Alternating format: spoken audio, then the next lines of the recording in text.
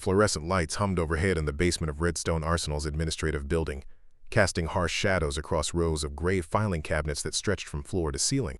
Private First Class Jessica Martinez moved methodically between the towering metal structures, her arms loaded with manila folders that contained routine personnel transfers, supply requisitions, and training schedules.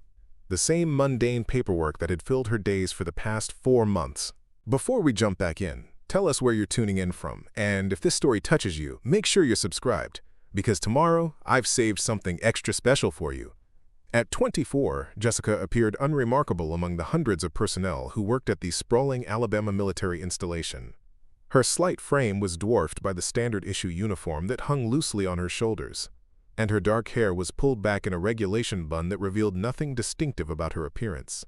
She moved with quiet efficiency, filing documents with the practiced motions of someone who had performed the same tasks countless times. The only thing that distinguished Jessica from the other administrative personnel was the faded baseball cap she wore whenever regulations permitted. The olive-drab fabric showed signs of wear, its edges frayed from years of use. Most people who noticed it assumed she had picked it up at a surplus store or inherited it from a family member who had served. The small embroidered patch on the front appeared to be nothing more than a simple geometric design of 3 interlocking triangles in muted gold thread that had lost much of its original luster. Staff Sergeant Thompson, a career administrative specialist with 15 years of service, often made jokes about Jessica's appearance. He would tell the other clerks that she looked like she was playing dress-up in her older brother's uniform, complete with hand-me-down accessories. The comments drew snickers from the junior enlisted personnel who worked in the filing section, but Jessica never responded to the mockery. She simply continued her work with the same steady concentration that had characterized her performance since arriving at Redstone Arsenal. The basement office housed the central records repository for the installation, a place where every piece of paperwork generated by the base's operations eventually found its way. Personnel files, training records, equipment inventories, and operational reports all passed through the filing system that Jessica and her colleagues maintained. It was unglamorous work that attracted little attention from senior leadership, which suited most of the staff perfectly fine. Lieutenant Colonel Bradley Patterson rarely ventured into the basement levels of the administrative building. As the installation's deputy commander for operations, his time was typically consumed with briefings, strategic planning sessions, and coordination meetings with other senior officers. The day-to-day management of filing systems and document storage fell well below his normal area of concern. But on this particular Tuesday morning, Patterson found himself descending the stairs to the records section in search of historical operational reports that his staff had been unable to locate through normal channels. The basement corridor was narrow and poorly lit, lined with offices that hummed with the constant sound of copying machines and document scanners. Patterson moved purposefully toward the central filing area, his polished boots clicking against the linoleum floor. As deputy commander, he was accustomed to immediate attention and quick responses from subordinate personnel, but the administrative staff in the basement rarely interacted with officers of his rank. Jessica was reaching for a high shelf when Patterson entered the filing area. She stood on her tiptoes, stretching to place a thick folder in its designated slot, when her baseball cap shifted slightly forward. The motion caused the patch on the front to catch the overhead light, revealing details that had been obscured by shadow and angle. Patterson's eyes focused on the embroidered design, and his expression shifted from casual interest to something approaching alarm. The 3 interlocking triangles were not random geometric shapes. They formed a specific pattern that Patterson recognized from classified briefings and security protocols that existed at the highest levels of military intelligence. The patch represented something that officially did not exist, a unit designation that appeared in no public records and was known only to a select few individuals with specialized clearance levels. Patterson studied Jessica's profile as she continued her filing tasks, apparently unaware of his presence. Her movements were economical and precise, lacking the nervous energy that typically characterized junior enlisted personnel when senior officers were nearby. There was something about her posture and bearing that suggested confidence beyond her apparent rank and position, but it was subtle enough that most observers would miss it entirely. The deputy commander found himself in an unusual position. The patch on Jessica's cap suggested connections to classified operations that far exceeded anything that should be present in a routine filing assignment. But her personnel records, which Patterson had reviewed during his preparation for visiting the basement, indicated a standard administrative specialist with no special training or security clearances beyond the basic levels required for her position. Jessica completed her filing task and turned toward another section of cabinets, bringing her face into direct view for the first time. Patterson noted the calm alertness in her eyes, the kind of awareness that suggested someone accustomed to observing her surroundings without appearing to do so. It was a subtle characteristic, but one that Patterson had learned to recognize during his years of working with specialized personnel. The other administrative staff continued their work around them, engaged in conversations about weekend plans and complaints about the basement's poor ventilation. Staff Sergeant Thompson was regaling a group of junior clerks with stories about his previous assignment, punctuating his narrative with disparaging comments about the quality of current military personnel. None of them paid attention to the silent exchange of assessment that was taking place between Patterson and Jessica. Jessica's awareness of Patterson's presence was evident in the slight adjustment of her posture, but she made no move to acknowledge his rank or initiate conversation. This restraint struck Patterson as unusual, since most personnel would immediately come to attention when they noticed a senior officer in their workspace. Her continued focus on her filing tasks suggested either remarkable discipline or remarkable confidence in her ability to avoid unwanted attention. Patterson moved closer to Jessica's work area, ostensibly to examine the filing system organization, but actually to get a better view of her cap and its distinctive patch. The closer examination confirmed his initial assessment.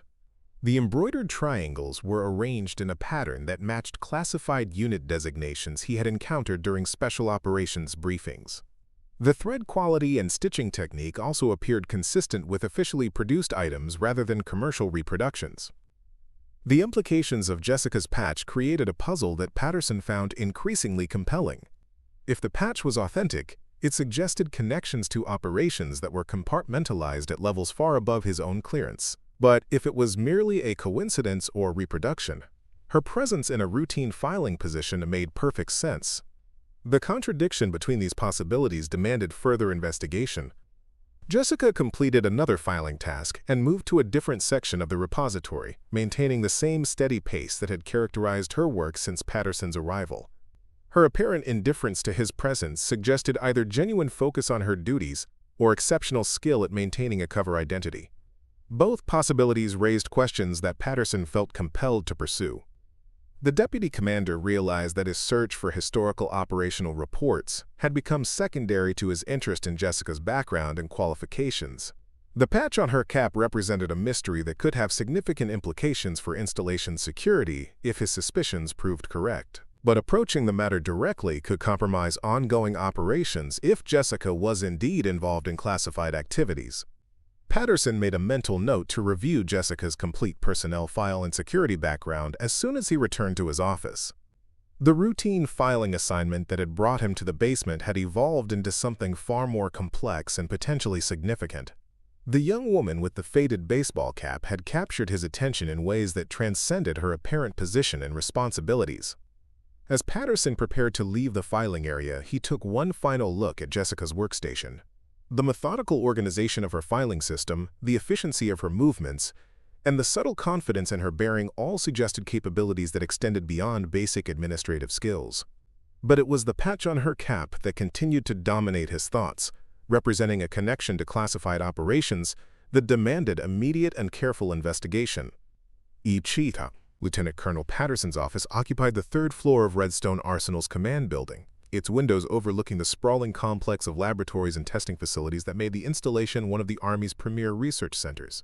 Unlike the cramped basement where he had encountered Jessica Martinez, Patterson's workspace reflected his position within the command hierarchy. Maps covered one wall, showing global deployments and strategic positions, while his desk supported multiple secure communication devices and classified terminals that connected him to operations spanning 3 continents.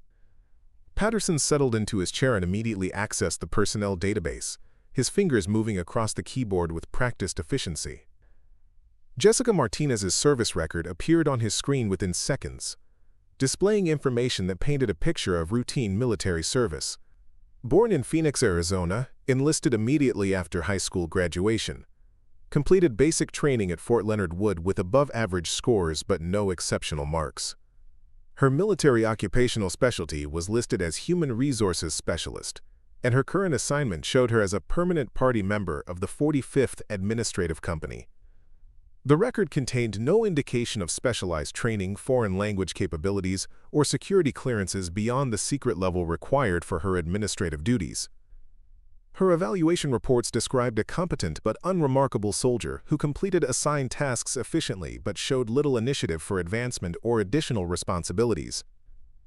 Previous assignments included routine administrative positions at Fort Bragg and Joint Base Lewis McChord, with no deployments or special assignments noted. Patterson leaned back in his chair, studying the information with growing confusion. The personnel record before him described exactly the type of soldier one would expect to find filing papers in a basement office. There was nothing in Jessica's official background that would explain her possession of a patch representing classified operations that existed at the highest levels of military intelligence. Either the patch was a coincidence, or Jessica Martinez was operating under a cover identity so sophisticated that it had fooled the personnel system itself. The deputy commander reached for his secure phone and dialed a number that connected him directly to the Pentagon's Personnel Security Division. The conversation would be brief and carefully worded, designed to verify information without revealing the specific nature of his inquiry. When the voice answered, Patterson identified himself with his current position and clearance level. "This is Lieutenant Colonel Patterson, Redstone Arsenal. I need verification on a personnel record for security purposes. Private First Class Jessica Martinez, Social Security Number." Patterson recited the information from his screen, listening as the security specialist accessed databases that existed beyond the standard personnel system. Preparing and narrating this story took us a lot of time, so if you are enjoying it, subscribe to our channel. It means a lot to us. Now back to the story. The response came back within minutes, confirming exactly what Patterson had already seen. Jessica Martinez was listed as a routine administrative specialist with no special assignments, clearances, or training that would distinguish her from thousands of other human resources personnel throughout the Army. The security specialist asked if Patterson needed additional information, but there was nothing more to discover through official channels. Patterson ended the call and turned his attention to the classified terminal that connected him to intelligence databases. The patch he had observed on Jessica's cap represented specific unit designations that appeared only in the most restricted files, accessible to personnel with compartmented clearances that extended far beyond his own authorization levels. He could access basic information about such units, but detailed operational data remained classified beyond his current position.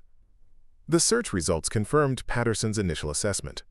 The three interlocking triangles represented a unit designation associated with deep cover operations, psychological warfare, and intelligence-gathering activities that were compartmentalized from normal military command structures.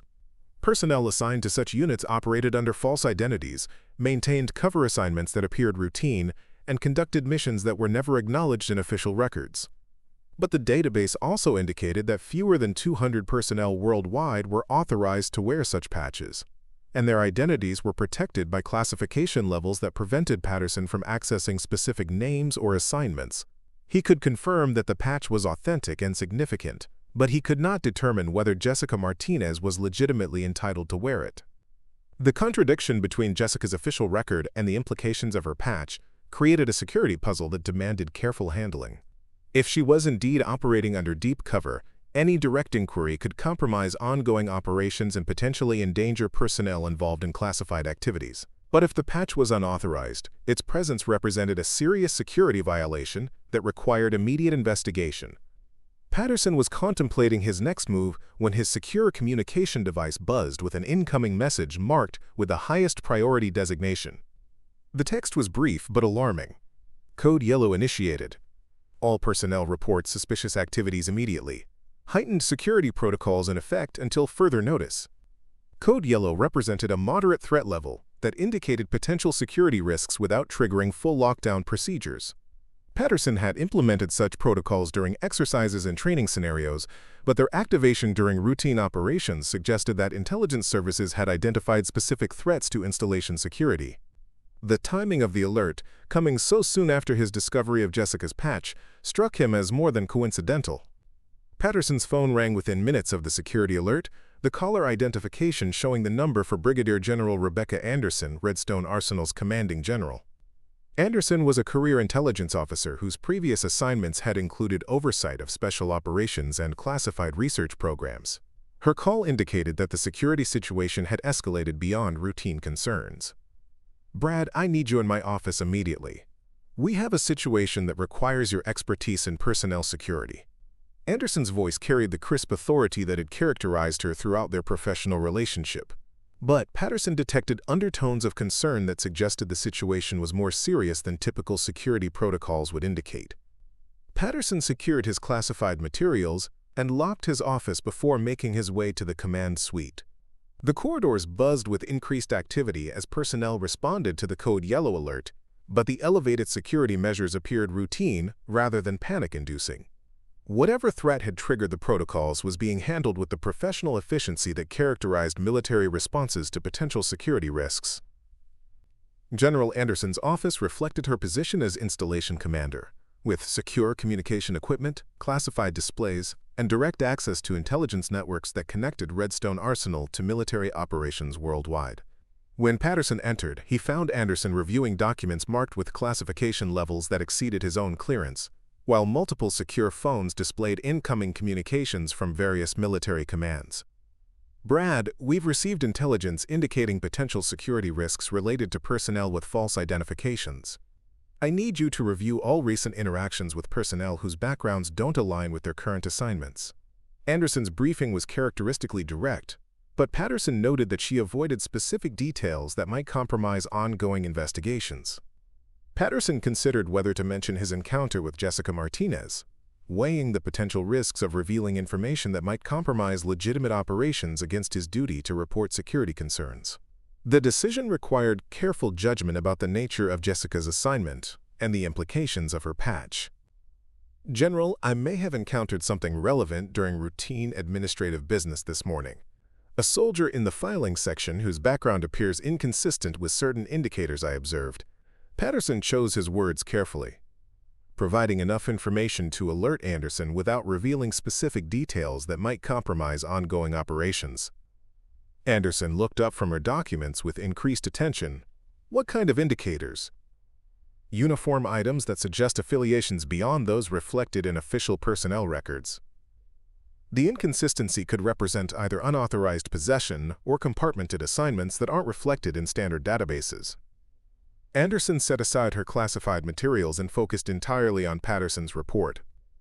Her expression suggested that his observations aligned with intelligence she had already received through other channels. "I need you to provide a complete briefing on your observations, including specific details about the personnel and items involved." Patterson described his encounter with Jessica Martinez, detailing the appearance of her patch and the contradictions between her official background and the implications of her uniform items. Anderson listened without interruption, taking notes on a classified tablet that would ensure his report remained within appropriate security channels. When Patterson completed his briefing, Anderson remained silent for several moments, processing the information against intelligence she had received from other sources. Her eventual response confirmed that his observations were relevant to broader security concerns affecting multiple military installations. "Brad, your report aligns with indicators we've received from other sources. We have reason to believe that personnel with specialized assignments may be operating under deep cover identities within routine administrative positions. The challenge is determining which individuals represent legitimate operations and which may pose security risks."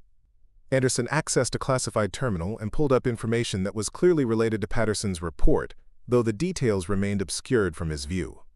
"I'm authorizing you to conduct a discrete security assessment of the individual you encountered. Use standard personnel security protocols, but avoid any actions that might compromise ongoing operations if the subject is legitimately assigned." The authorization represented a significant responsibility, requiring Patterson to balance security concerns with operational security for potentially classified assignments. His investigation would need to determine Jessica's true status without alerting potential threats or compromising legitimate operations. Anderson provided Patterson with additional guidance about conducting personnel security assessments under ambiguous circumstances, emphasizing the importance of maintaining operational security while gathering necessary intelligence. The protocols were complex, designed to protect both installation security and ongoing classified operations that might be affected by investigation activities. Patterson left Anderson's office with a clear mission but significant challenges.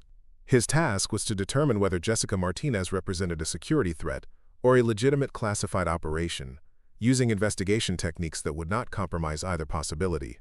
The young woman filing papers in the basement had become the focus of a security investigation that could have implications extending far beyond Redstone Arsenal.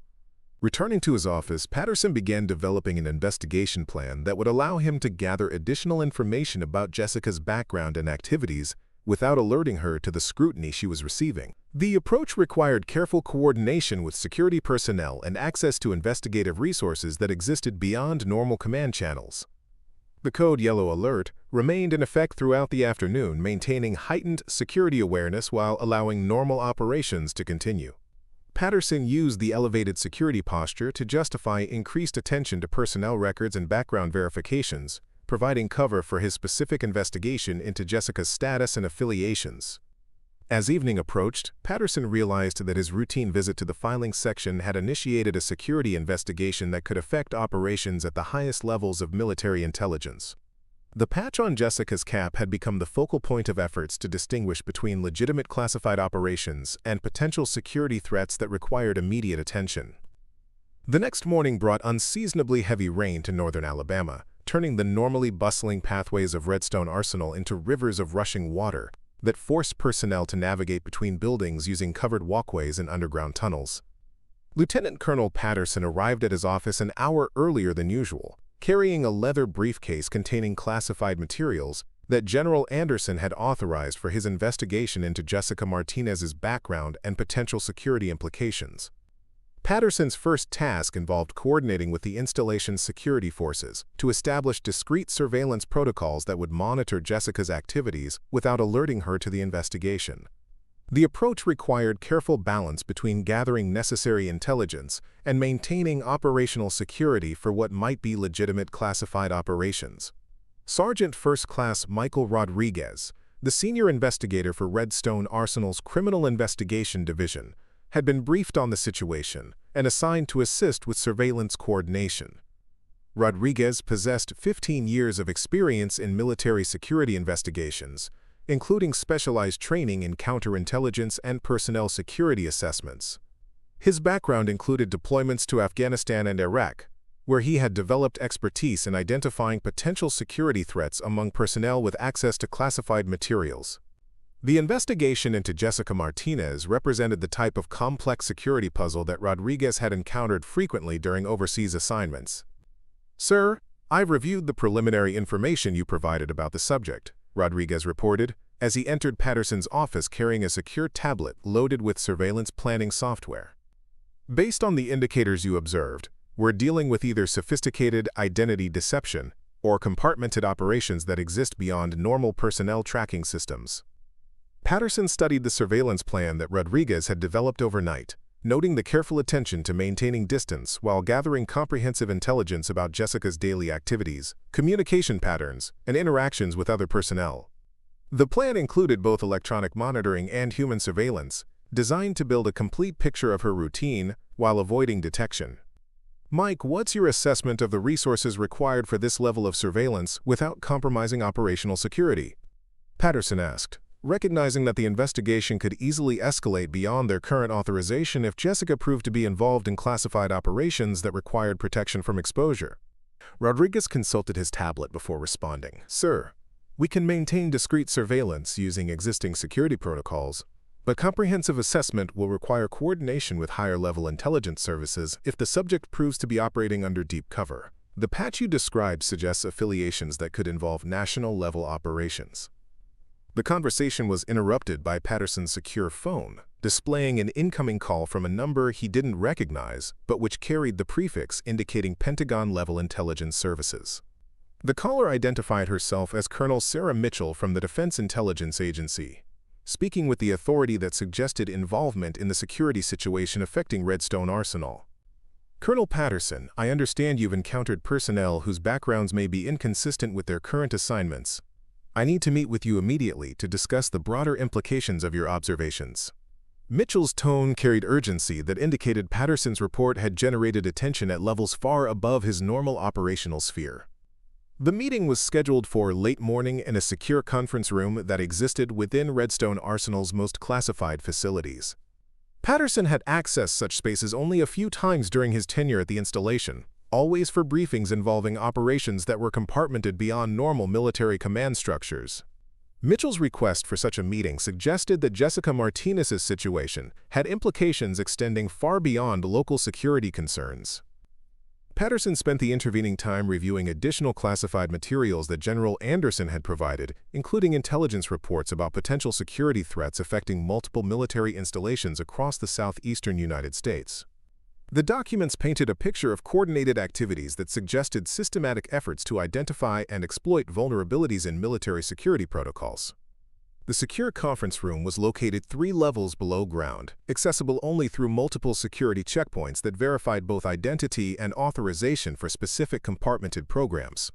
Patterson arrived to find Colonel Mitchell already present, along with 2 other individuals whose civilian attire and careful demeanor suggested intelligence service affiliations that extended beyond military channels. Mitchell appeared to be in her early 40s, with the composed bearing that characterized senior intelligence officers who had spent careers managing classified operations. Her briefing materials were arranged on the conference table, with the precision that indicated extensive preparation for discussing complex security matters with personnel who possessed only partial knowledge of the broader situation. Colonel Patterson, your report about the individual in the filing section has been corroborated by intelligence we've received from other sources. We have reason to believe that multiple installations are hosting personnel whose true identities and missions are compartmented beyond normal security protocols. Mitchell's briefing immediately elevated the significance of Patterson's observations beyond local security concerns. The intelligence officer activated a secure display that showed a map of the southeastern United States, with multiple military installations highlighted in different colors. Patterson recognized Redstone Arsenal among the marked locations, along with Fort Benning, Maxwell Air Force Base, and several other major military facilities that housed sensitive research and training operations. The individuals we're tracking represent either legitimate deep cover operations or sophisticated infiltration efforts designed to compromise military security from within. The challenge is distinguishing between authorized personnel and potential threats without compromising ongoing classified missions. Mitchell's explanation revealed the complexity of the security situation that Patterson had stumbled into through his encounter with Jessica Martinez. One of the civilian officials, who identified himself only as Agent Thompson from an unnamed federal agency, provided additional context about the intelligence that had generated current security concerns. His briefing included references to foreign intelligence services and domestic security threats that required careful investigation using protocols that balanced security concerns with protection of legitimate operations. The patch you observed represents unit designations that are used by fewer than 50 personnel worldwide. Each individual authorized to wear such items is operating under carefully constructed cover identities that are designed to withstand routine security investigations. Your subject either represents one of our most valuable assets or one of our most dangerous security vulnerabilities. Patterson realized that his routine visit to the filing section had initiated a security investigation that could affect national-level intelligence operations. The implications of correctly or incorrectly identifying Jessica Martinez's true status extended far beyond Redstone Arsenal to include potential compromise of classified missions that might be operating at installations across multiple states. Mitchell provided Patterson with authorization codes that would allow him to access specialized databases containing information about compartmented operations that existed beyond normal military command structures. The access represented a significant increase in his security clearance, but also carried responsibilities for protecting information that could affect national security if improperly handled. Colonel, I'm authorizing you to conduct direct contact with the subject under controlled circumstances. We need to determine her true status without compromising ongoing operations or alerting potential threats to our investigation. The approach requires careful coordination between security concerns and operational protection. The authorization meant that Patterson would need to arrange a meeting with Jessica Martinez that appeared routine while actually serving as a security assessment designed to determine her true identity and mission status. The approach required sophisticated understanding of interrogation techniques that could elicit necessary information without revealing the nature of his investigation. Mitchell's team provided Patterson with detailed guidance about conducting security assessments under ambiguous circumstances, including protocols for protecting both installation security and ongoing classified operations that might be affected by investigation activities.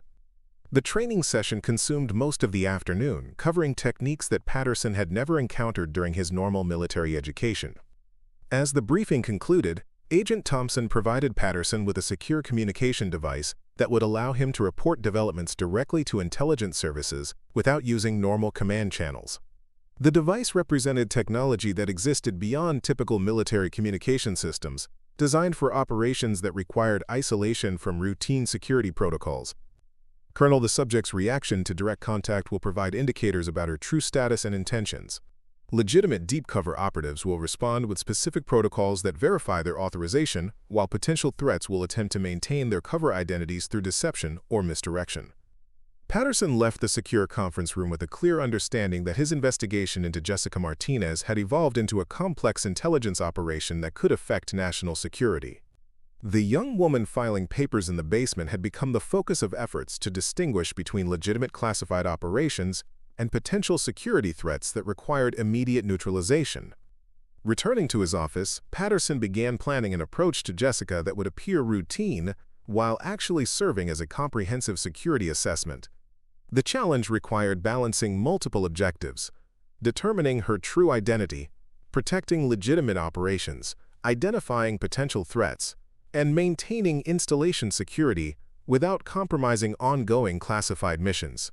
The approach would need to occur within the context of normal administrative activities, providing cover for an investigation that could have implications extending far beyond Redstone Arsenal. Patterson's routine interactions with filing section personnel would serve as the foundation for an intelligence operation that could affect military security at the highest levels. As evening approached, Patterson reviewed the protocols he had learned during the afternoon briefing, preparing for what might be the most significant security assessment of his career. The patch on Jessica's cap had initiated an investigation that would test his ability to distinguish between legitimate classified operations and sophisticated security threats that required immediate attention. The stakes were higher than anything Patterson had encountered during his military service, involving intelligence operations that existed at the intersection of national security and military command structures. Tomorrow's interaction with Jessica Martinez would determine whether she represented protection or threat to operations that affected military security across multiple installations and potentially multiple countries.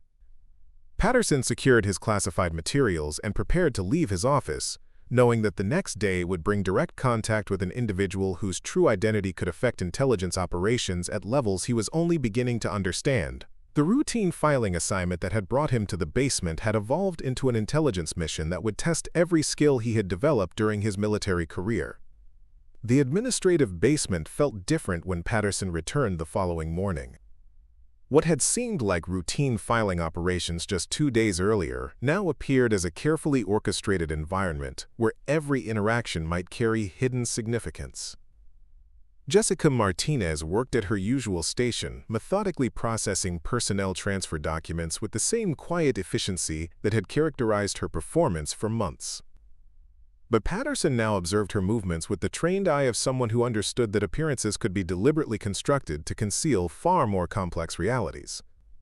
Patterson had arrived 30 minutes before his scheduled appointment with Jessica, using the time to coordinate with Sergeant Rodriguez and establish surveillance positions that would monitor the interaction without being detected. The basement's layout provided excellent opportunities for concealed observation, with multiple alcoves and filing sections that could house recording equipment and security personnel without disrupting normal operations. Staff Sergeant Thompson was conducting his usual morning briefing with the junior administrative personnel, regaling them with stories about his weekend activities and complaints about the military's declining standards. His commentary provided cover noise that would mask any sensitive conversations, while his natural tendency towards self-absorption meant he was unlikely to pay attention to interactions between Patterson and Jessica unless something dramatically unusual occurred. Jessica's workstation occupied a corner position that provided clear sight lines to multiple exits while offering limited visibility from most other work areas. Patterson recognized the tactical advantage of such positioning. whether it resulted from deliberate selection or fortunate coincidence. Someone with security training would naturally gravitate toward locations that offered maximum awareness, with minimum exposure to observation. At precisely 0900 hours, Patterson approached Jessica's desk, carrying a manila folder containing routine personnel transfer requests that provided legitimate justification for his presence in the filing section. The documents were genuine administrative materials, but they also contained specific markers that would test Jessica's knowledge of classified communication protocols used by deep cover operatives. Private Martinez, I need assistance locating historical personnel files for a routine audit, Patterson began, his tone carefully neutral while his eyes watched for any reaction that might indicate recognition of coded communication techniques. Specifically, I need files related to personnel transfers during Operation Desert Shield timeframe. Jessica looked up from her filing tasks, her expression showing polite attention without any indication of unusual awareness.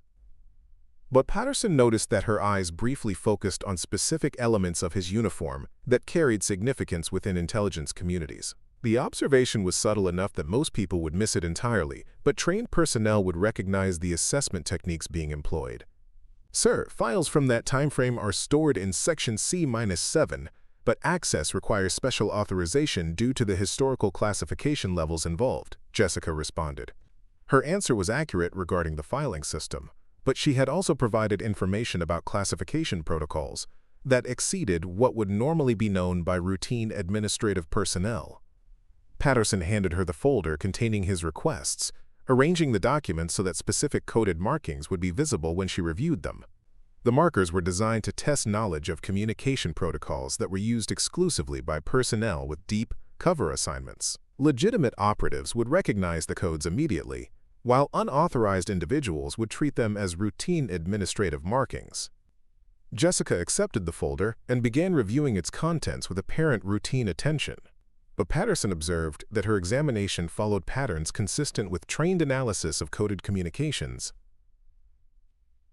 She paused at specific documents, noted particular markings, and organized materials in ways that suggested understanding of classification protocols far beyond her apparent position.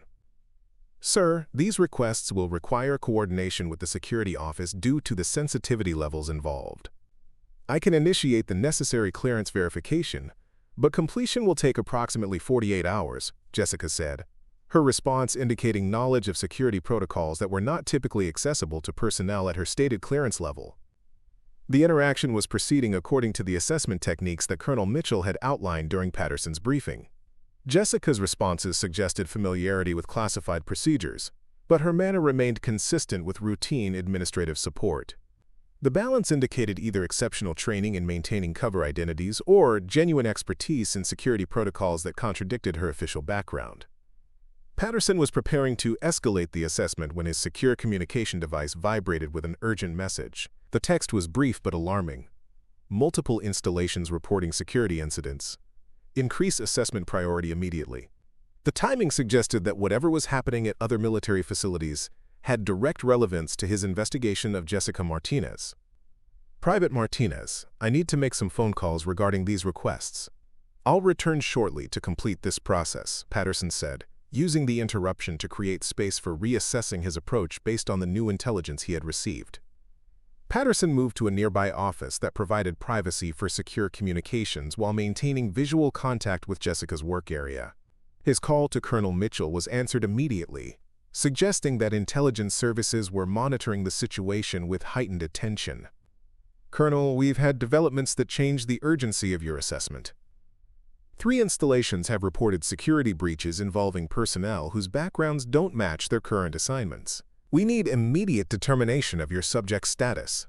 Mitchell's voice carried tension that indicated the situation had escalated beyond routine security concerns. The revelation that multiple installations were experiencing similar security issues transformed Patterson's investigation from isolated assessment to critical component of a broader intelligence operation. Jessica Martinez was no longer just a person of interest, but potentially a key element in understanding systematic threats to military security across multiple states. Colonel Mitchell, based on my initial contact, the subject demonstrates knowledge of classified protocols that exceed her official clearance level. Her responses suggest either legitimate deep cover assignment or sophisticated preparation for unauthorized activities, Patterson reported, providing Mitchell with assessment data that would influence decisions affecting national security operations.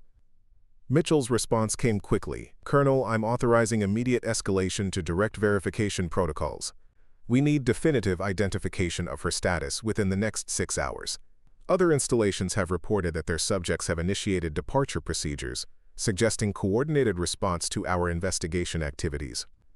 The authorization meant that Patterson could employ interrogation techniques that would force Jessica to reveal her true identity and mission status.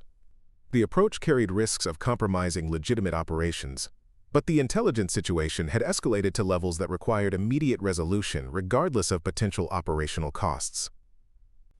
Patterson returned to Jessica's work area with new authority and different objectives.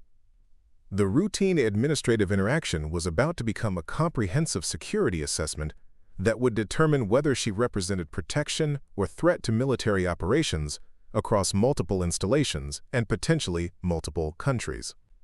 "Private Martinez, I need you to accompany me to a secure area for additional discussion about these file requests," Patterson said, his tone carrying authority that indicated the nature of their interaction had changed significantly. Jessica's reaction provided immediate indicators about her true status. Instead of showing surprise or confusion at the unusual request, she demonstrated the calm assessment behavior that characterized personnel trained for such situations. Her eyes briefly surveyed the surrounding area, noting the positions of other personnel and identifying potential complications, before responding with professional compliance. "Yes, sir. I'll need to secure my workstation before leaving," Jessica replied, her actions demonstrating familiarity with security protocols that required protecting sensitive materials even during routine departures from work areas. Patterson observed that Jessica's workstation securing procedures followed patterns consistent with classified operations security rather than routine administrative practices. She secured documents using techniques that exceeded normal requirements, disabled computer access through methods that suggested specialized training, and arranged materials in ways that would indicate unauthorized access if anyone disturbed them during her absence. The elevator ride to the secure conference area provided an opportunity for Patterson to observe Jessica's behavior under controlled stress conditions. Her composure remained steady, but he noted subtle indicators of heightened awareness that suggested preparation for intensive questioning. The calm professionalism indicated either exceptional training or extensive experience with security assessments. The secure conference room that Patterson selected for the assessment was equipped with recording equipment and communication devices that would allow real-time coordination with intelligence services monitoring the investigation. The environment was designed to facilitate comprehensive interrogation while maintaining security for classified discussions that might emerge during the assessment process. "Private Martinez, this discussion involves security matters that require complete honesty about your background, training, and current assignment status. I need you to understand that false statements could have serious consequences for military operations beyond this installation," Patterson began, establishing the serious nature of the assessment while providing opportunity for voluntary disclosure. Jessica's response demonstrated the measured consideration that characterized trained operatives evaluating their options under challenging circumstances. She maintained eye contact without showing defensiveness, assessed the room's security features without appearing nervous, and prepared to respond with the careful precision that suggested extensive preparation for such situations. "Sir, I understand the seriousness of security assessments. I'm prepared to provide complete cooperation within the constraints of my authorized disclosure parameters," Jessica replied, her answer indicating knowledge of protocols that were used by personnel with compartmented assignments, while avoiding specific commitments that might compromise ongoing operations. The assessment had reached the critical juncture where Jessica would need to reveal either her legitimate authorization for deep cover operations or acknowledge unauthorized possession of classified materials and knowledge. Patterson's next questions would determine whether she represented one of the military's most valuable intelligence assets or one of its most dangerous security vulnerabilities. The stakes extended far beyond Redstone Arsenal to include potential implications for intelligence operations that affected military security across multiple installations and potentially multiple countries. The young woman who had been filing papers in the basement was about to reveal whether she had been protecting or threatening the very security system she appeared to serve. The silence in the secure conference room, stretched for nearly 30 seconds, as Jessica Martinez assessed her situation with the methodical precision of someone trained to evaluate complex tactical scenarios. Patterson watched her mental calculations play out across subtle facial expressions, noting the controlled breathing patterns and micro-movements that suggested extensive preparation for exactly this type of confrontation. The fluorescent lighting cast harsh shadows that emphasized the gravity of the moment, when months of careful deception would either be validated or exposed as sophisticated infiltration.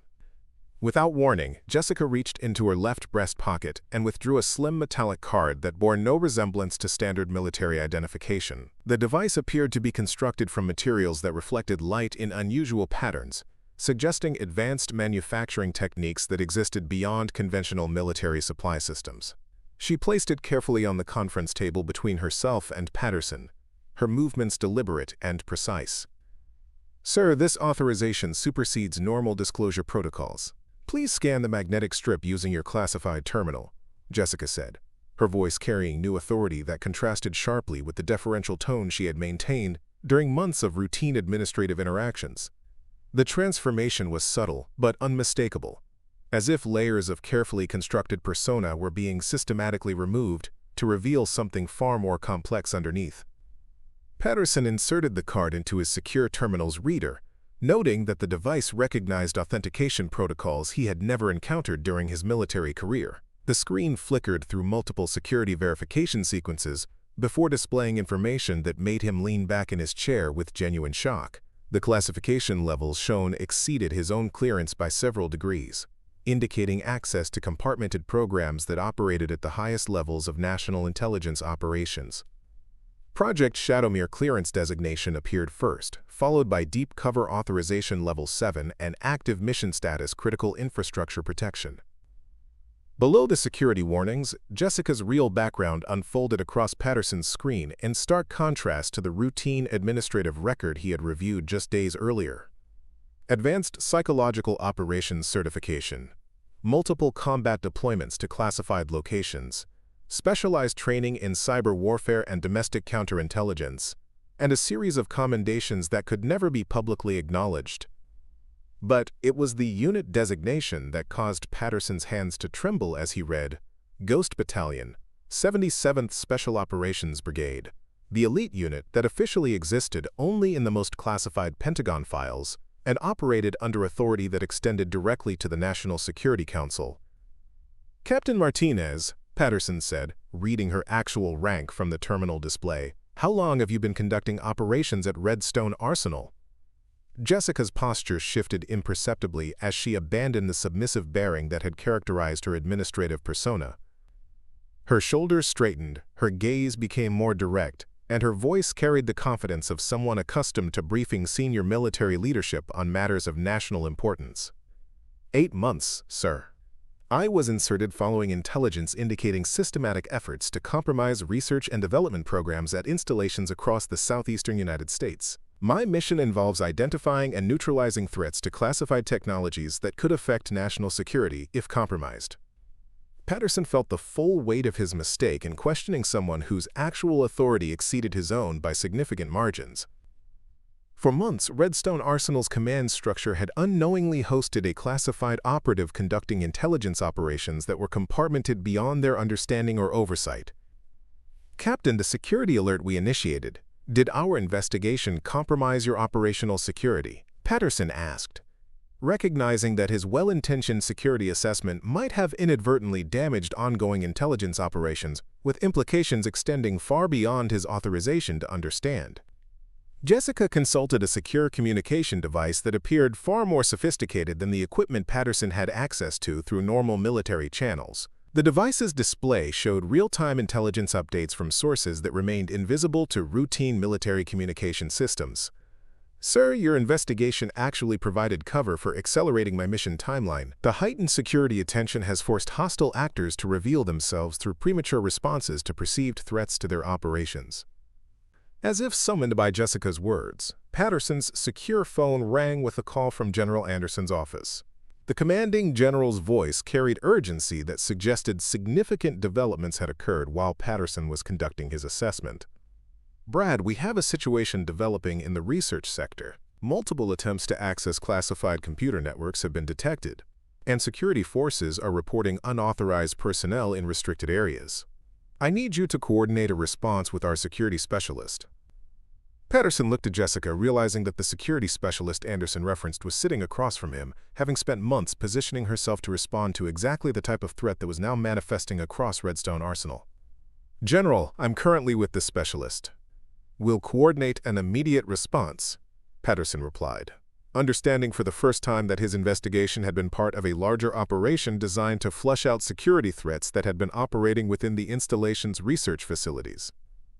Jessica activated her secure communication device and began coordinating with assets that Patterson hadn't known existed within Redstone Arsenal's structure. Her communications referenced personnel positions, surveillance data, and tactical plans that had been developed during months of careful observation and preparation. "Sir, the hostile actors have been using the administrative filing system to identify personnel with access to classified research programs. They've been systematically gathering information about scientists, engineers, and security personnel involved in advanced weapons development and cyber warfare projects." The revelation that Jessica's seemingly routine filing position had actually been central to counterintelligence operations protecting the installation's most sensitive research programs fundamentally altered Patterson's understanding of military security architecture. The basement office he had considered insignificant was actually a critical observation post for monitoring threats to national security. Jessica's secure device displayed a tactical map of Redstone Arsenal showing real-time positions of hostile actors who were attempting to exploit the security alert as cover for accessing restricted research facilities. The sophistication of the intelligence network she commanded exceeded anything Patterson had encountered during his military service, revealing capabilities that existed at the intersection of military operations and national intelligence services. "Captain, what do you need from the installation command to neutralize these threats?" Patterson asked, recognizing that his role had shifted from investigator to coordinator for operations that exceeded his normal authority but required his position within the command structure. Jessica consulted her tactical display before outlining response requirements that would integrate military security forces with intelligence assets that had been positioned throughout the installation during her months of preparation. The plan required coordination between multiple agencies and operational elements that Patterson was only beginning to understand. "Sir, I need authorization to activate Ghost Battalion response protocols. This will involve deployment of specialized assets and implementation of security measures that will temporarily supersede normal base operations." Patterson understood that he was witnessing the activation of intelligence capabilities that existed beyond routine military command structures. The young woman who had appeared to be filing papers was actually coordinating counterintelligence operations that protected research programs with implications for national security. The secure conference room's communication systems activated automatically as Jessica implemented command protocols that connected Redstone Arsenal to intelligence networks spanning multiple agencies and geographic regions. The displays showed real-time coordination between assets positioned at installations across the southeastern United States, revealing the scope of operations that had been conducted under cover of routine administrative activities. "Colonel Patterson, I need you to understand that the next several hours will involve operations that cannot be discussed outside classified channels. Your cooperation in maintaining operational security is essential for protecting intelligence assets and ongoing missions." Patterson nodded his understanding while struggling to process the magnitude of deception that had been maintained within his own command structure. The installation he thought he knew contained intelligence operations that had been invisible to normal military oversight, conducted by personnel whose true identities and capabilities had been completely concealed. Jessica's tactical coordination revealed that hostile actors had penetrated multiple areas of Redstone Arsenal's research complex, using information gathered through systematic exploitation of administrative systems to identify targets for industrial espionage and potential sabotage. The scope of the threat exceeded anything that could be addressed through routine security protocols. The secure room's displays showed surveillance footage from across the installation as Jessica's assets moved to intercept hostile actors who had been operating undetected within Redstone Arsenal's research facilities. The coordinated response involved personnel that Patterson had never seen before, suggesting that Ghost Battalion had been operating within the installation using cover identities that extended beyond Jessica's administrative assignment. Sir, the hostile actors represent a sophisticated intelligence operation that has been targeting advanced weapons research and cyber warfare development programs at multiple installations. Their objective appears to be a systematic compromise of technologies that could affect military capabilities for the next decade. Patterson watched the tactical displays as Jessica coordinated response operations that revealed the existence of intelligence assets throughout Redstone Arsenal's structure. Personnel he had assumed were routine administrative staff, maintenance workers, and security guards were actually specially trained operatives who had been positioned to respond to exactly the type of threat that was now being neutralized. The young woman who had endured months of dismissive treatment from personnel who considered her insignificant was coordinating intelligence operations that protected military technologies with implications extending far beyond their ability to comprehend. The patch on her cap had been the only visible indication of capabilities that exceeded those of anyone else on the installation. As the tactical situation developed across multiple locations within Redstone Arsenal, Patterson realized that his investigation had uncovered not just one classified operative, but an entire intelligence network that had been operating under perfect concealment for months. The basement filing section had been the command center for operations protecting national security assets that most personnel didn't know existed. The tactical operation unfolded across Redstone Arsenal with precision that revealed months of careful planning and preparation. From the secure conference room, Patterson watched multiple display screens showing Ghost Battalion operatives moving through the installation's research facilities, with coordinated efficiency that demonstrated extensive familiarity with every building, corridor, and security checkpoint. What had appeared to be routine maintenance workers, administrative clerks, and security guards were actually elite intelligence operatives who had been positioned to respond to exactly the type of systematic infiltration they were now neutralizing. Captain Jessica Martinez stood at the center of the operation, her transformation from quiet filing clerk to tactical commander complete as she coordinated assets across multiple locations using communication systems that existed beyond anything Patterson had encountered during his military career. Her voice carried the authority of someone trained to manage complex operations under extreme pressure, directing personnel movements and intelligence gathering with expertise that contradicted everything he had assumed about her background and capabilities. Ghost 7. Hostile actors have been neutralized in Research Building C. Secure all classified materials and prepare for exploitation of captured intelligence.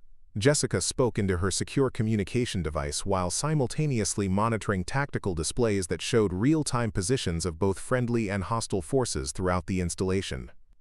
Patterson observed the systematic efficiency with which Jessica's team had identified and captured individuals who had been operating undetected within Redstone Arsenal's most sensitive facilities. The hostile actors had been conducting industrial espionage focused on advanced weapons systems and cyber warfare technologies that represented years of classified research and billions of dollars in development costs. Their capture prevented compromise of military capabilities that could have affected national security for decades. The secure conference room's communication systems provided Patterson with unprecedented access to intelligence operations that normally remained invisible to routine military command structures. He watched surveillance footage showing the systematic search of facilities where hostile actors had been gathering classified information, revealing the scope of penetration that had occurred before Ghost Battalion's intervention. Sir, we've recovered evidence of systematic data theft targeting 17 different research programs, Jessica reported, her analysis revealing that the threats to Redstone Arsenal had been far more extensive than anyone in the regular command structure had suspected. The hostile actors had been operating for approximately 14 months, using administrative access to identify personnel and programs for targeted exploitation.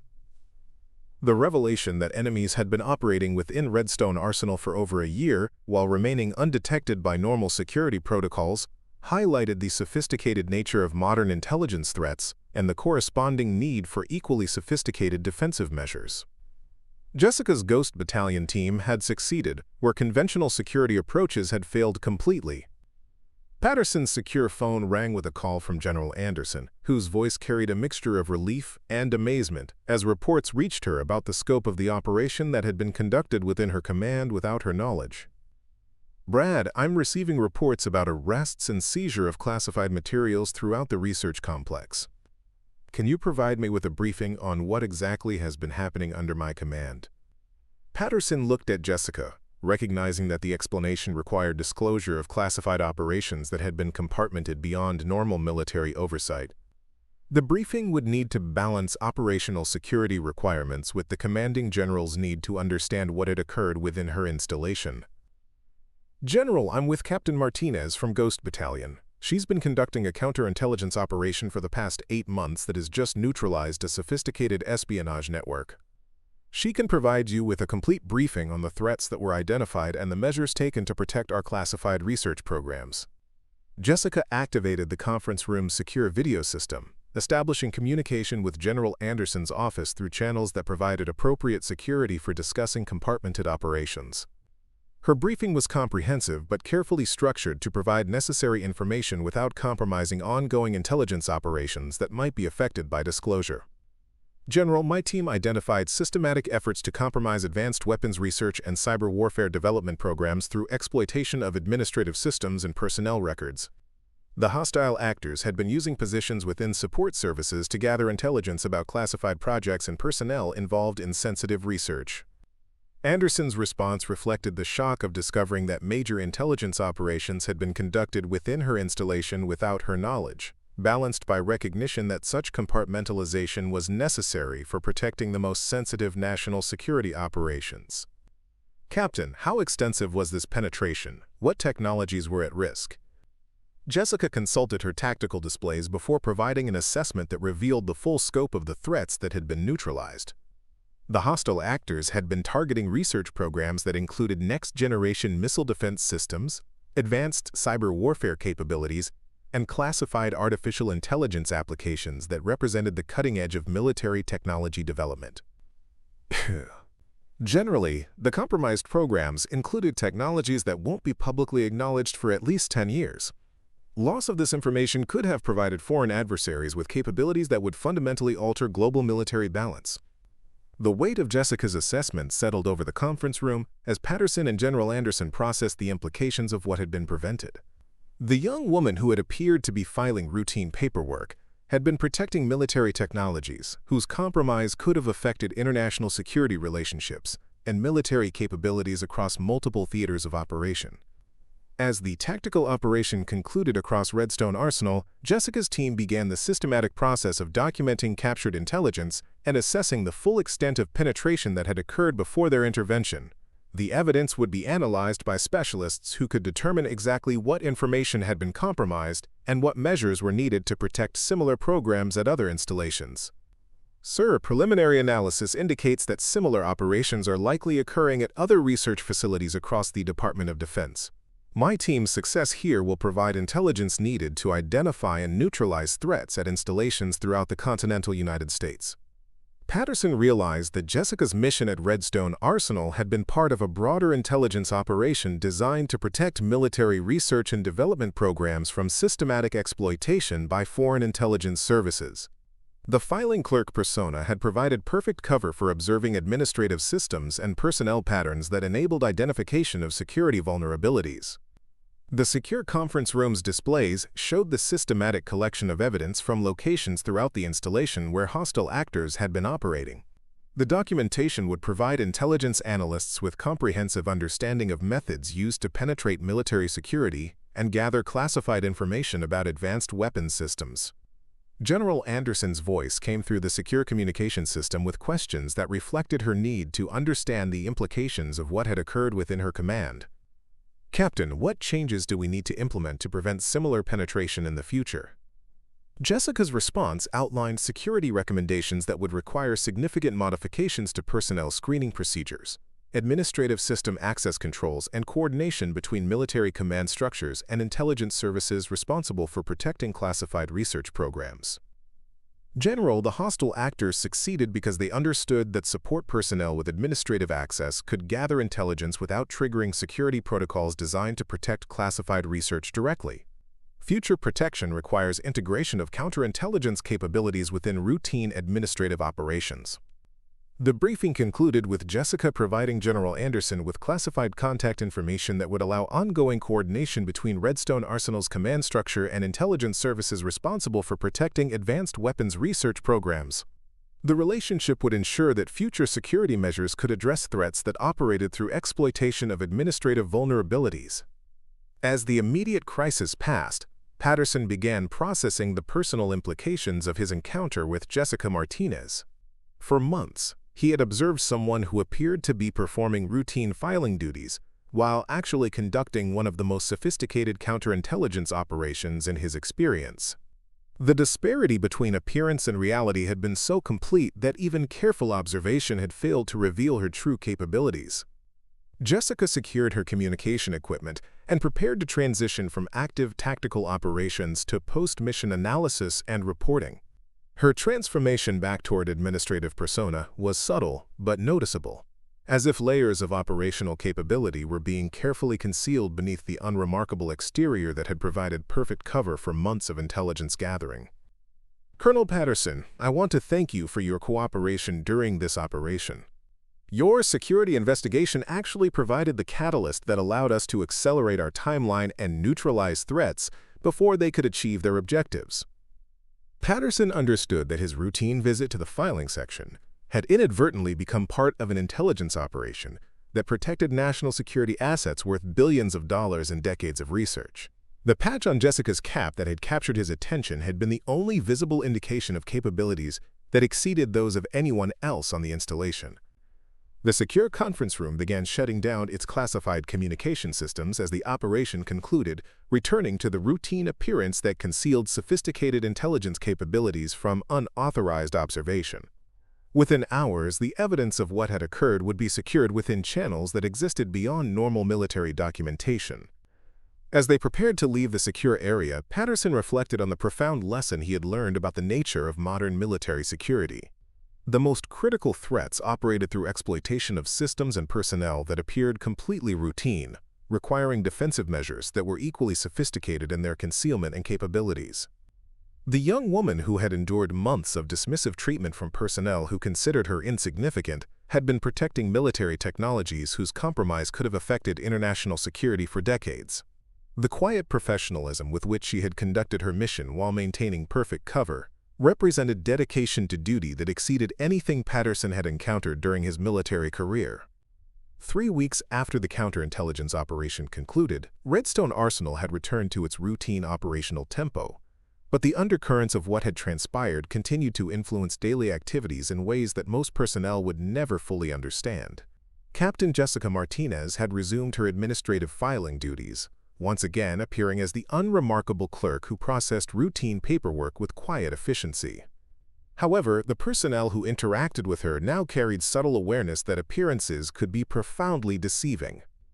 Staff Sergeant Thompson, who had spent months making disparaging comments about Jessica's uniform and apparent lack of military bearing, found himself struggling to reconcile his previous assumptions with the classified briefing he had received about security operations that had been conducted within his own work section. The knowledge that someone he had routinely mocked had been protecting classified research programs worth billions of dollars had fundamentally altered his perspective on evaluating personnel based on surface appearances. The basement filing section continued its normal operations, but the atmosphere carried new undertones of respect and curiosity directed toward Jessica. The junior administrative personnel who had previously ignored her now observed her movements with interest that bordered on fascination, wondering what other secrets might be hidden beneath the routine activities they witnessed daily. Lieutenant Colonel Patterson maintained regular visits to the filing section, ostensibly for administrative purposes but actually to observe the complex dynamics that had emerged following the revelation of Jessica's true identity and capabilities. The professional relationship that had developed between them represented a unique perspective on the intersection between routine military operations and highly classified intelligence activities. On a humid Thursday morning in late September, Jessica approached Patterson's office, carrying a manila folder that appeared identical to countless others she had delivered during her months of administrative duties. But Patterson recognized subtle indicators in her demeanor that suggested this interaction would differ significantly from routine document transfers. "Sir, I have materials that require your personal attention," Jessica said, her tone carrying undertones that indicated the documents involved matters extending beyond normal administrative processing. Patterson accepted the folder and noted that it contained orders marked with classification levels he had learned to associate with Ghost Battalion operations. The documents outlined Jessica's reassignment to a new classified mission that would require her departure from Redstone Arsenal within 48 hours. "Captain, your next assignment?" Patterson asked, understanding that the details would remain classified, but recognizing that their professional relationship was approaching its conclusion. Jessica's expression reflected the complex emotions that accompanied transitions between deep cover assignments. The administrative persona she had maintained for 8 months had become more than mere operational necessity. It had evolved into a genuine connection to the installation and personnel she had been protecting. "Cheese on, sir. There are installations requiring similar assessment and protection. The intelligence we gathered here has identified systematic vulnerabilities that need to be addressed before hostile actors can exploit them elsewhere." Patterson understood that Jessica's success at Redstone Arsenal had generated requirements for similar operations at military facilities across the country. Her expertise in identifying and neutralizing sophisticated intelligence threats made her uniquely valuable for protecting classified research programs that remained vulnerable to exploitation. The conversation was interrupted by the arrival of General Anderson, who had requested a final briefing on the intelligence operation that had been conducted within her command. The general's perspective on military security had been permanently altered by discovering the sophisticated threats that had been operating undetected within her installation. "Captain Martinez, I wanted to personally thank you for the protection you provided to our research programs. Your operation prevented compromise of technologies that could have affected national security for decades." Jessica's response reflected the professional humility that characterized Ghost Battalion operatives who conducted missions that could never be publicly acknowledged. Her service had protected military capabilities whose importance extended far beyond the ability of most personnel to comprehend, but recognition remained limited to the few individuals with appropriate clearance levels. Generally, protecting these programs is what we're trained to do. The real credit belongs to personnel like Colonel Patterson, who maintain the security awareness that allows our operations to succeed. General Anderson turned to Patterson with appreciation for his role in identifying the security indicators that had led to accelerated investigation and successful neutralization of hostile intelligence activities. His routine observation of Jessica's patch had initiated a chain of events that protected classified research worth billions of dollars. "Brad, your attention to security details exemplifies the vigilance we need throughout our command structure. The threats we face require everyone to maintain awareness of indicators that might seem insignificant, but actually represent serious vulnerabilities." Patterson accepted the commendation while reflecting on the profound lessons he had learned about the nature of modern military security. The most critical threats operated through exploitation of systems and personnel that appeared completely routine, requiring defensive measures that were equally sophisticated in their concealment and capabilities. As the briefing concluded, Jessica prepared to begin the transition process that would transfer her administrative responsibilities to replacement personnel while maintaining operational security for intelligence activities that continued beyond her individual assignment. The handover required careful attention to protecting information and relationships that had been developed during months of cover operations. That evening, Jessica walked through Redstone Arsenal's residential areas, observing the routine activities of military families whose security had been protected by operations they would never know had occurred. Children played in yards adjacent to research facilities, where hostile intelligence actors had been systematically gathering classified information until Ghost Battalion's intervention prevented catastrophic compromise. The base chapel provided a quiet space for reflection on the complex emotions that accompanied the conclusion of deep cover assignments. Jessica had spent 8 months maintaining a false identity while building genuine relationships with personnel who remained unaware of her true mission and capabilities. The psychological toll of such extended deception required careful processing before transitioning to new assignments. Sergeant Rodriguez, the Criminal Investigation Division specialist who had assisted with Patterson's initial security assessment, approached Jessica outside the chapel.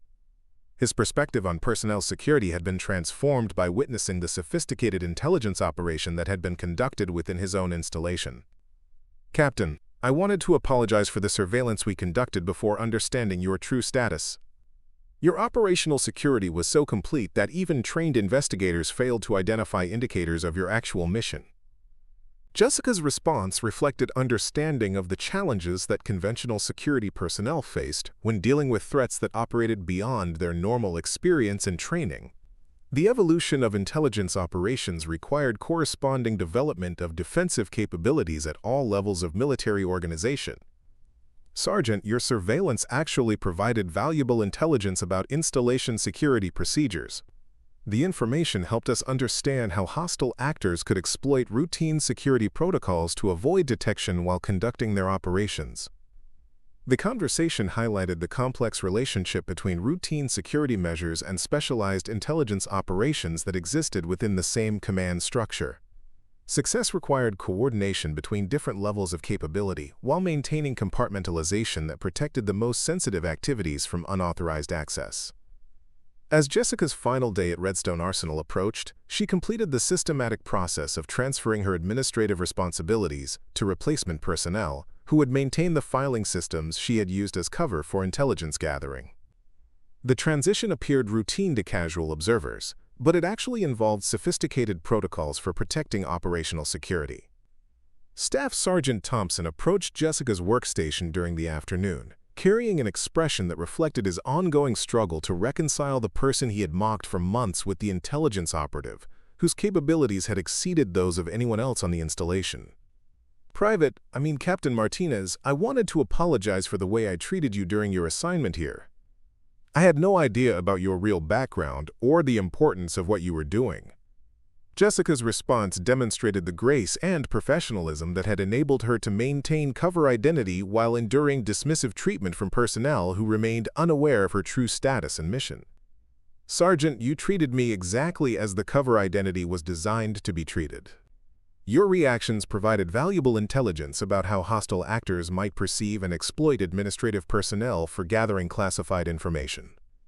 The apology and Jessica's gracious acceptance represented a moment of recognition that extended beyond individual relationships to encompass broader understanding of the sacrifices made by personnel who conducted classified operations for the protection of others. Lieutenant Colonel Patterson arrived at the filing section to witness Jessica's final administrative tasks at Redstone Arsenal.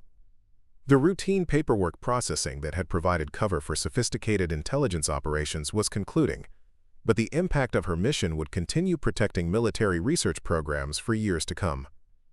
Captain, your service here has been exemplary. The installation is more secure because of your dedication and professionalism. Jessica completed her final filing task and secured her workstation using procedures that appeared routine, but actually involved sophisticated protocols for protecting information that remained classified beyond the conclusion of her individual assignment. Sir, serving here has been an honor. Protecting the personnel and programs at this installation represents the kind of mission that makes Ghost Battalion service meaningful. As Jessica prepared to leave Redstone Arsenal, she walked past the research facilities where hostile intelligence actors had been systematically gathering classified information until her intervention prevented catastrophic compromise of military technologies. The buildings appeared routine to casual observation, but they housed research programs that would influence military capabilities for decades. The patch on Jessica's cap, which had initiated the chain of events leading to successful counterintelligence operations, remained faded and unremarkable in appearance. But Patterson now understood that it represented dedication to protecting national security through service that could never be publicly acknowledged or appreciated by those who benefited from such protection. Jessica's departure from Redstone Arsenal occurred without ceremony or recognition from the broader installation community. Most personnel remained unaware that someone who had appeared to be filing routine paperwork had actually been conducting one of the most sophisticated intelligence operations in the installation's history. But among the few individuals who understood the true scope of her service, Jessica's departure represented the conclusion of a mission that had protected military technologies worth billions of dollars, while maintaining perfect operational security for 8 months of systematic intelligence gathering and threat neutralization. The quiet woman with the faded patch had once again proven that the most important people were often those nobody noticed, conducting missions that protected others who would never know their names or understand the sacrifices made on their behalf. Her legacy at Redstone Arsenal would continue protecting classified research programs long after her individual service was forgotten by all but a few who possessed the clearance levels necessary to understand what had truly occurred within their command structure. As Jessica disappeared beyond the installation's main gate, Redstone Arsenal returned to its routine operations, more secure but largely unaware of the sophisticated threats that had been neutralized by someone they had assumed was just filing papers. 6 months later, Lieutenant Colonel Patterson received a classified briefing that revealed the broader implications of Jessica's mission at Redstone Arsenal. The intelligence she had gathered during her 8-month assignment had led to the identification and neutralization of similar espionage networks at 12 other military installations across the continental United States. Foreign adversaries had been conducting systematic efforts to compromise American military research programs through exploitation of administrative systems and support personnel who possessed access to classified information without triggering traditional security monitoring protocols. The briefing included analysis of captured intelligence that demonstrated how hostile actors had been using positions within routine support services to gather information about advanced weapon systems, cyber warfare capabilities, and classified artificial intelligence applications. The scope of penetration had been far more extensive than anyone in conventional military leadership had suspected, requiring specialized counterintelligence operations that could operate within normal command structures, while remaining invisible to both hostile actors and routine security oversight. Patterson learned that Jessica's success at Redstone Arsenal had established methodologies that were being replicated at installations throughout the Department of Defense. The administrative filing systems that had provided perfect cover for intelligence gathering were being systematically analyzed to identify vulnerabilities that could be exploited by foreign intelligence services seeking access to classified research programs. The Ghost Battalion program that Jessica represented had evolved into a comprehensive approach to protecting military research and development activities from sophisticated intelligence threats that operated through exploitation of administrative vulnerabilities. Personnel who appeared to be conducting routine support functions were actually trained counterintelligence operatives positioned to identify and neutralize threats that conventional security measures could not detect. Patterson's role in initiating the investigation that had led to Jessica's revelation had earned him recognition within intelligence communities that operated beyond normal military oversight. His attention to security details that most personnel would have ignored had demonstrated the importance of maintaining vigilance at all levels of military organization, regardless of apparent routine or insignificance. General Anderson implemented new security protocols at Redstone Arsenal that reflected lessons learned from Jessica's operation. The measures included enhanced screening procedures for support personnel with administrative access, improved coordination between conventional security forces and specialized intelligence assets, and training programs designed to help regular military personnel identify indicators of potential intelligence threats. The basement filing section where Jessica had conducted her mission underwent significant modifications to incorporate security features that would prevent future exploitation while maintaining the appearance of routine administrative operations. The changes were subtle enough to avoid alerting potential hostile actors, but comprehensive enough to provide early warning of any attempts to gather classified information through administrative channels. Staff Sergeant Thompson received specialized training in personnel security awareness, learning to recognize behavioral indicators that might suggest intelligence-gathering activities among routine support personnel. His previous dismissive attitude toward personnel who appeared unremarkable had been replaced by understanding that the most dangerous threats often operated through individuals who deliberately cultivated insignificant appearances. The junior administrative personnel who had worked alongside Jessica during her assignment were interviewed by security specialists seeking to understand how such sophisticated deception could be maintained for extended periods without detection. Their observations provided valuable insights into the psychological and operational techniques used by deep cover operatives to maintain false identities while conducting classified missions. Research programs that had been targeted by the hostile intelligence network received enhanced security measures designed to protect classified information while allowing necessary research and development activities to continue. The protection included both technical safeguards and human intelligence assets positioned to identify any future attempts at penetration or exploitation. Patterson often reflected on the profound implications of his encounter with Jessica Martinez. The routine administrative interaction that had captured his attention because of a faded patch had led to the discovery of intelligence operations that protected national security assets worth billions of dollars and decades of research. The experience had fundamentally altered his understanding of military security and the sophisticated nature of modern threats to classified programs. The patch that had initiated the entire chain of events remained a symbol of service that could never be publicly acknowledged. Personnel who wore such items represented dedication to protecting others through missions that remained invisible to those who benefited from such protection. Their sacrifice involved not only personal risk, but also the psychological toll of maintaining false identities while building genuine relationships with people who remained unaware of their true purpose. Years later, Patterson would occasionally encounter personnel whose behavior or appearance suggested capabilities that exceeded their apparent positions within military organizations. The lessons learned from Jessica's mission had taught him to recognize subtle indicators, while maintaining the professional discretion necessary to protect ongoing operations that might be affected by inappropriate attention or investigation.